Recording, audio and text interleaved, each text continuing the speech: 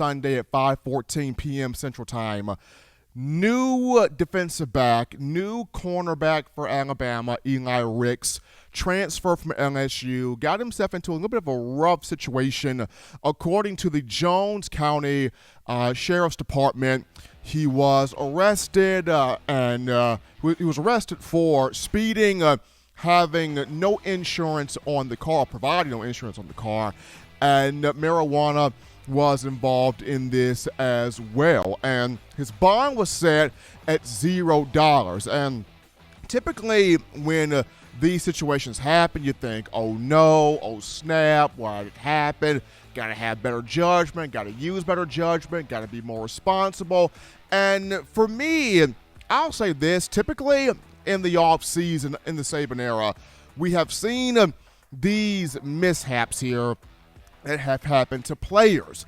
I go back to 2009. Remember, prior to the 2009 season, defensive lineman Brandon Dederick got shot in the arm, and it ricocheted from his arm to his leg in a robbery attempt. And we didn't know if Dederick was going to be able to play. And Dederick not only played, but was a huge factor on that team that went on to win a national championship. I remember prior to the 2017 season, Raekwon Davis, another defensive lineman, got shot in the leg at Bar 17 in Tuscaloosa.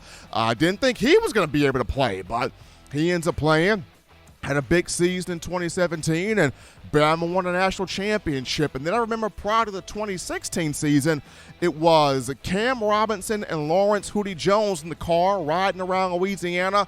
They get pulled over for firearm in the car and weed involved in that thing too. And then I remember, Geno Smith 1 year got 2 DUIs in the offseason prior to the season starting. I think it was 2018 where Deontay Thompson, they lumped his name in there with the brawl that took place spring break down there in Texas. So normally during the offseason, we see things like this happen. Now, not justifying it, not glorifying it, not glamorizing it by any sense of the imagination.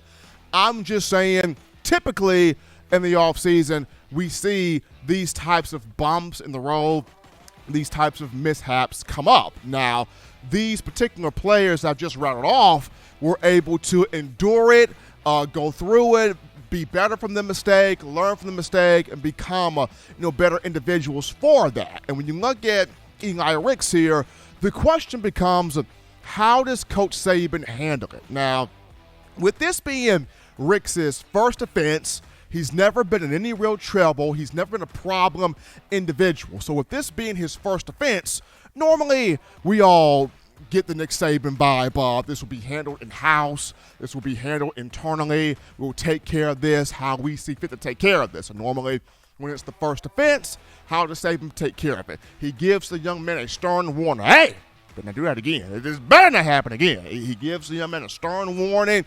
There will be the disciplinary of the police ride-alongs, the disciplinary of having him speak to elementary schools, junior high schools, and making him kind of the poster child of, hey, when you do the wrong thing, there are consequences that come behind that. And the best way to not have those consequences is to think before action, is to think before doing, is to think before whatever you proceed to do, what happen. So with this being Ricks' first offense, I don't expect Saban to throw the hammer on down.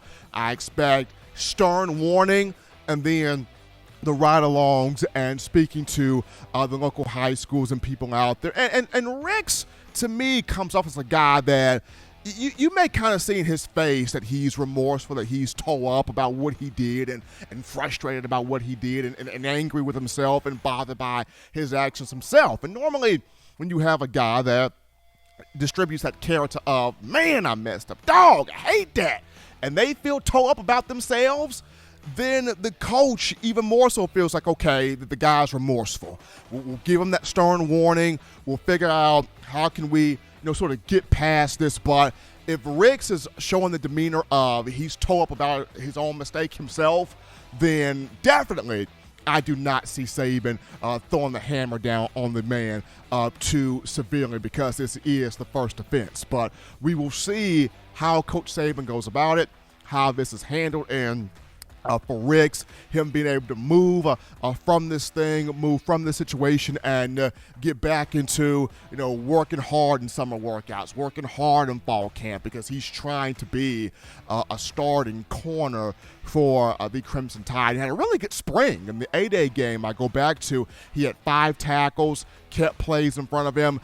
Fans were really excited about what he was able to provide. Once again, not justifying his actions from what happened over the weekend, but just simply stating that, him having this chance to bounce back from it, reassess some things, reassert himself, and be better because of it, taking the negative and turning it into a positive, whether that being those ride-alongs or that being him embracing young people and reaching out to young people and, helping to turn their life around by turning this issue into a positive thing.